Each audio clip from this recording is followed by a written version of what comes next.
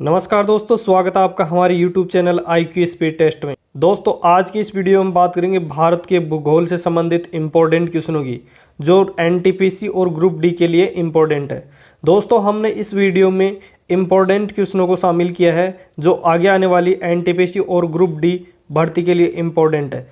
तो दोस्तों वीडियो बड़ा ही इंपॉर्टेंट होने वाला है, इसलिए वीडियो को अंत तक जरूर देखें। अगर दोस्तों आप हमारे चैनल पर पहली बार विजिट कर रहे हैं तो चैनल को सब्सक्राइब करना ना भूलें।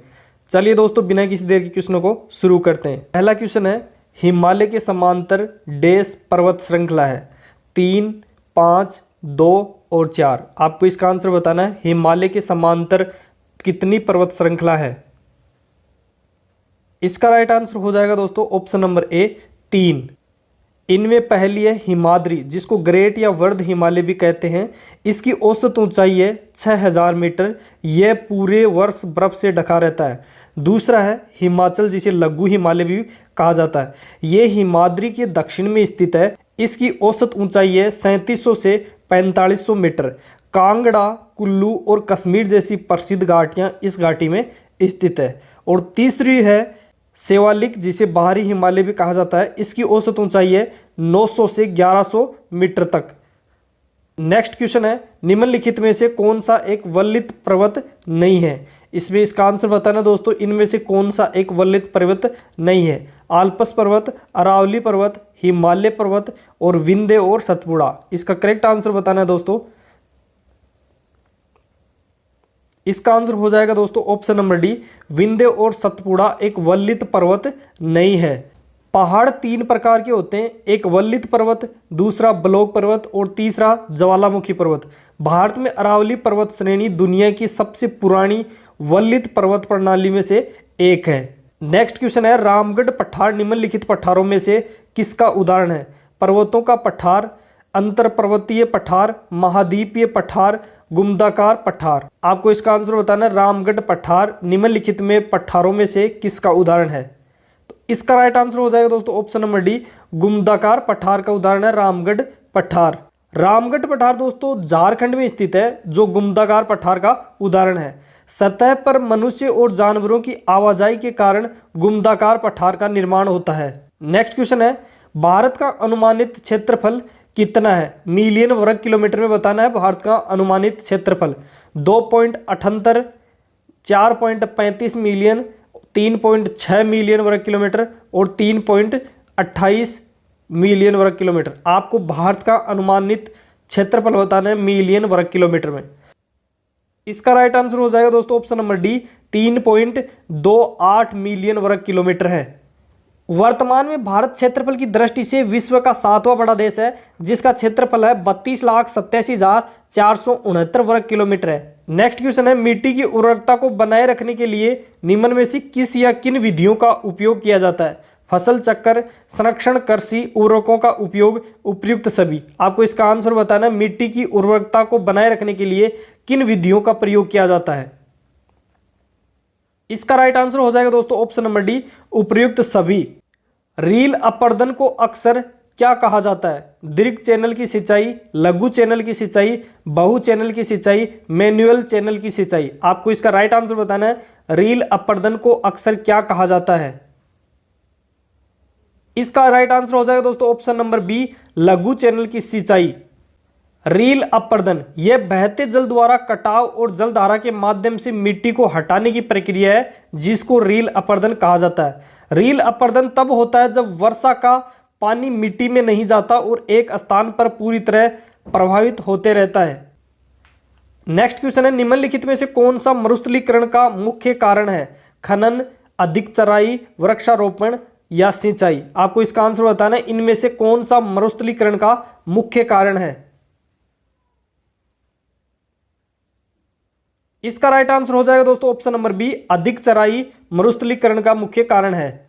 मरुस्थलीकरण तब होता है जब शुष्क भूमि की उत्पादन क्षमता प्राकृतिक सूखे की वजह से कम हो जाती है, जो मिट्टी की ऊपरी परत को प्रभावित करती है। नेक्स्ट क्वेश्चन है, लेटेराइट मिट्टी इनमें से किन क्षेत्रों में पाई जाती है? दक्कन के पठार, प्रायद्वीपीय पठार, केंद्रीय पहाड़ी भूमि, पश्चिमी और पूर्वी घाट। आपको इसका राइट आंसर बताना है, लेटेराइट मिट्टी किन क्षेत्रों में पाई जाती है? इसका राइट आंसर हो जाएगा दोस्तों ऑप्शन नंबर डी, पश्चिमी और पूर्वी घाट में लेटेराइट मिट्टी पाई जाती है। लेटेराइट मिट्टी मूल्यवान निर्माण सामग्री प्रदान करती है। इसमें नारियल, चाय, कॉफी, सुपारी, रबड़ इत्यादि जैसी फसलों के उत्पादन के लिए यह उपयुक्त होती है। नेक्स्ट क्वेश्चन है, नर्मदा नदी का उद्गम कहां से होता है? ताल कावेरी, अमरकंटक, सियाचिन ग्लेशियर या गंगोत्री ग्लेशियर। आपको राइट आंसर बताना है नर्मदा नदी का उद्गम कहां से होता है। इसका राइट आंसर हो जाएगा ऑप्शन नंबर बी, अमरकंटक से नर्मदा नदी का उद्गम होता है। नर्मदा नदी पश्चिम में बहने वाली नदी है। यह अरब सागर में गिरती है। यह रिफ्ट घाटी के बीच से बहती है। निम्नलिखित में से कौन सी नदी दक्षिण से उत्तर दिशा की ओर बहती है? वेरी वेरी इंपॉर्टेंट है। इनमें से कौन सी नदी है जो दक्षिण से उत्तर की ओर बहती है? गोदावरी, सोन, कृष्णा, कावेरी। इसका राइट आंसर हो जाएगा ऑप्शन नंबर बी, सोन नदी है जो दक्षिण से उत्तर की ओर बहती है। सोन नदी अमरकंटक से निकलती है और पटना बिहार के पास गंगा नदी में मिलती है। यमुना के बाद ये गंगा नदी की दक्षिणी उपनदियों में सबसे बड़ी सहायक नदी है। नेक्स्ट क्वेश्चन है, साबरमती नदी कहां से निकलती है? अमरकंटक, ब्रह्मगिरी, अरावली, पश्चिमी घाट। आपको राइट आंसर बताना है साबरमती नदी कहां से निकलती है, जो गुजरात की मुख्य नदी है। इसका राइट आंसर हो जाएगा ऑप्शन नंबर सी, अरावली पहाड़ी से साबरमती नदी निकलती है। साबरमती नदी राजस्थान के उदयपुर में अरावली पर्वत श्रेणी में डेबर झील से निकलती है।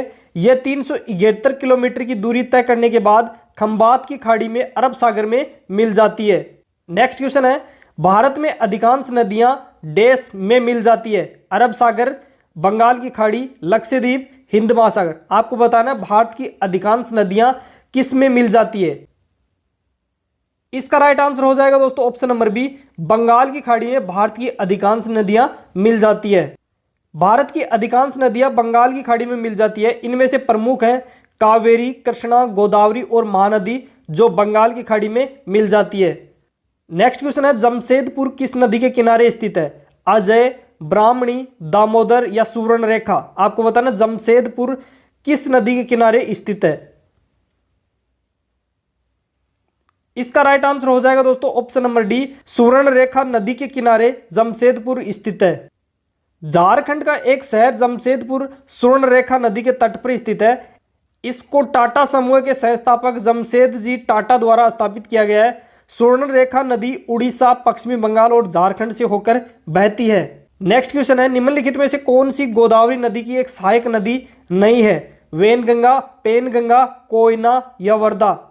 आपको इसका राइट आंसर बताना है इनमें से कौन सी नदी है जो गोदावरी की सहायक नदी नहीं है। इसका राइट आंसर हो जाएगा ऑप्शन नंबर सी, कोयना नदी। कोयना नदी कृष्णा नदी की छोटी सहायक नदी है जो महाराष्ट्र में कोयना बांध के लिए प्रसिद्ध है। गोदावरी की सहायक नदियां पूर्णा, वर्धा, प्राणहिता, मंजीरा, वेनगंगा और पेनगंगा, ये गोदावरी की सहायक नदियां हैं। और कोयना नदी जो महाराष्ट्र में बहती है, जिस पर कोयना बांध बना हुआ है। नेक्स्ट क्वेश्चन है, भारत की जलवायु को मोटे तौर पर किस प्रकार के रूप में वर्णित किया गया है? नम, शुष्क, मानसून, सूखा। आपको इसका आंसर बताना है भारत की जलवायु को मोटे तौर पर किस प्रकार से वर्णित किया गया है। इसका राइट आंसर हो जाएगा ऑप्शन नंबर सी, मानसून। भारतीय जलवायु को हवाओं के मौसमी उल्टफेर के कारण मानसूनी प्रकार की जलवायु के रूप में वर्णित किया गया है। जलवायु के अनुसार भारत को देश देश के रूप में माना जा सकता है।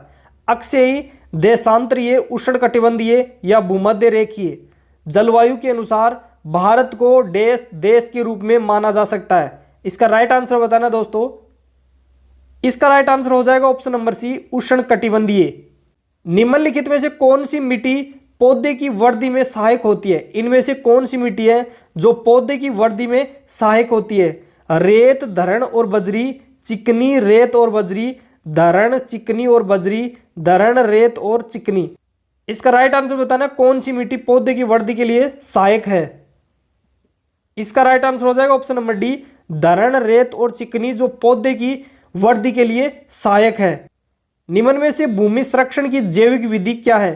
क्यारी बनाना, सीढ़ीदार समुच्चय, गली नियंत्रण करना, समुच्चय कृषि। आपको राइट आंसर बताना है निम्न में से भूमि संरक्षण की जैविक विधि क्या है।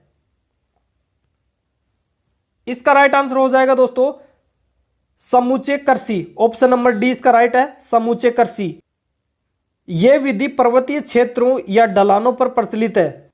निम्नलिखित में से किस खनिज में राजस्थान राज्य लगभग एकमात्र उत्पादक है? कैल्साइट, मैग्नेटाइट, तांबा, सीसा और जस्तायशक। आपको बताना इनमें से कौन सा खनिज है जिसमें उत्पादक एकमात्र राजस्थान है। इसका राइट आंसर हो जाएगा ऑप्शन नंबर डी, सीसा और जस्तायशक। रामपुरा आगुचा एक सीसा जस्ता सल्फाइड भंडार है जो भीलवाड़ा में स्थित है। बॉक्साइट की खदानें सबसे ज्यादा किस राज्य में? गोवा, राजस्थान, ओडिशा, मध्य प्रदेश। आपको राइट आंसर बताना है बॉक्साइट की खदानें सबसे ज्यादा भारत में किस राज्य में है। इसका राइट आंसर हो जाएगा ऑप्शन नंबर सी, ओडिशा में बॉक्साइट की खदानें सबसे ज्यादा है। निम्नलिखित में से कौन सा भारत में सबसे बड़ा कोयला क्षेत्र है? रामपुरा, येलांदू, तालचेर या झरिया। भारत में सबसे बड़ा कोयला क्षेत्र कौन सा है? इसका राइट आंसर हो जाएगा झरिया, जो झारखंड में स्थित है, भारत का सबसे बड़ा कोयला क्षेत्र है। पन्ना राष्ट्रीय उद्यान कहाँ स्थित है? छत्तीसगढ़, मध्य प्रदेश, राजस्थान या गुजरात। आपको इसका राइट आंसर बताना है पन्ना राष्ट्रीय उद्यान कहां पर स्थित है। इसका राइट आंसर हो जाएगा ऑप्शन नंबर बी, पन्ना राष्ट्रीय उद्यान मध्य प्रदेश में स्थित है। नेक्स्ट क्वेश्चन है, सिंगलिया नेशनल पार्क किस राज्य में स्थित है? वेरी वेरी इंपॉर्टेंट क्वेश्चन है। सिंगलिया नेशनल पार्क किस राज्य में स्थित है? ओडिशा, मणिपुर, बिहार और पश्चिमी बंगाल। आपको इसका आंसर बताना है सिंगलिया नेशनल पार्क किस राज्य में स्थित है। इसका राइट आंसर हो जाएगा ऑप्शन नंबर डी, पश्चिमी बंगाल में सिंगलिया नेशनल पार्क स्थित है। सिंगलिया नेशनल पार्क पश्चिमी बंगाल के दार्जिलिंग में स्थित है। मानस राष्ट्रीय उद्यान किस राज्य में स्थित है? सिक्किम, महाराष्ट्र, असम, उड़ीसा। आपको इसका राइट आंसर बताना है मानस राष्ट्रीय उद्यान किस राज्य में स्थित है। वेरी वेरी इंपॉर्टेंट क्वेश्चन है दोस्तों, एग्जाम में बार बार पूछा जाता है। इसका राइट आंसर हो जाएगा ऑप्शन नंबर सी, असम राज्य में स्थित है। नेक्स्ट और लास्ट क्वेश्चन है, केवलादेव राष्ट्रीय उद्यान देश में स्थित है? कर्नाटक, महाराष्ट्र, राजस्थान या उत्तर प्रदेश। केवलादेव राष्ट्रीय उद्यान किस राज्य में स्थित है? इसका राइट आंसर बताना है दोस्तों। इसका राइट आंसर हो जाएगा ऑप्शन नंबर सी, राजस्थान में केवलादेव राष्ट्रीय उद्यान स्थित है, राजस्थान के भरतपुर जिले में। तो दोस्तों ये थे हमारे 25 इंपॉर्टेंट क्वेश्चन जो आगे आने वाली एनटीपीसी और ग्रुप डी के लिए महत्वपूर्ण है। दोस्तों आपको वीडियो कैसा लगा ये हमें कमेंट बॉक्स में जरूर बताएं, और हमारे चैनल पे आप पहली बार विजिट कर रहे हैं तो चैनल को सब्सक्राइब करना ना भूलें, साथ ही बेल आइकन को भी प्रेस कर लें जिससे आगे आने वाली वीडियो का नोटिफिकेशन सबसे पहले आपके मोबाइल तक पहुंच सके।